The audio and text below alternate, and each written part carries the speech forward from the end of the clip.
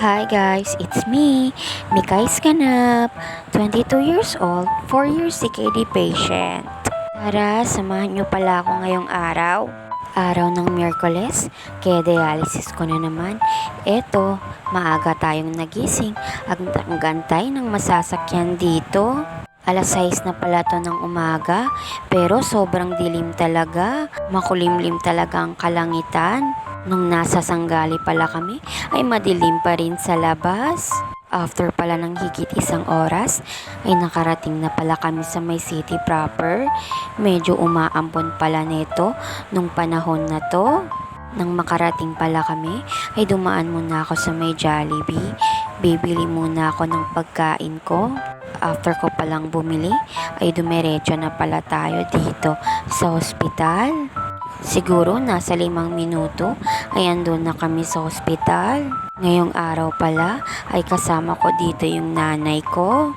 Nang makarating pala tayo sa ospital ay umakyat muna ako sa taas para magpalista ng pangalan ko. After ko palang magpalista ay bumaba na ulit ako. Second set pa naman ako kaya sa baba na lang ako mag-antay. Dito kasi yung antayan namin pag hindi pa kami isasalang.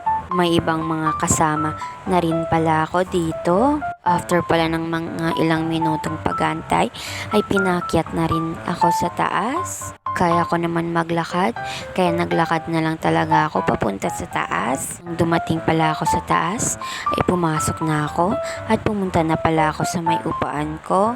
At after pala ng mga ilang minutong pag-antay, ay nag-start na pala tayo dito. At nung nag-start na pala tayo, ay nagutom na pala ako. Kaya naisipan ko na palang kumain dito. Usual, eto na naman yung ulam natin. Pritong manok ng Jollibee. Wala talagang kasawaan. Buti na lang talaga ngayong araw, may spicy na siya. Nung nakaraan kasi, walang spicy. Original lang para sa akin kasi, hindi masarap ang original. Kayo ba? Anong mas masarap? Spicy o original? At syempre, umiinom rin tayo dito ng tubig. Tubig lang talaga, hindi Coke. After ko palang kumain, ay eto, wala na akong ginagawa kundi antayan na matapos yung pagdadialysis ko dito. Nung mga oras na to, ay sobrang lamig pala. Tingnan nyo, nakakumot na pala ako dito. Sa harap kasi talaga ako ng aircon. Bago pala matapos yung dialysis ko dito, inisipan ko palang magmerienda dito. Peach mango pie ng Jollibee. Isa din talaga to sa paborito ko pag bumibili ako sa Jollibee. Masarap talaga to siya, lalong lalo na pag mainit. Pati bibig mo mapapaso talaga. I mean, pati labi. Kaya para sa akin, mas maganda tong kainin pag hindi na siya mainit. And after pala ng 4 na oras na pagdadialysis, ay tapos na pala tayo dito. Kaya tamang rest muna tayo saglit dito bago umuwi. After pala ng mga ilang minutong pagpapahinga, ay umuwi na rin pala kami.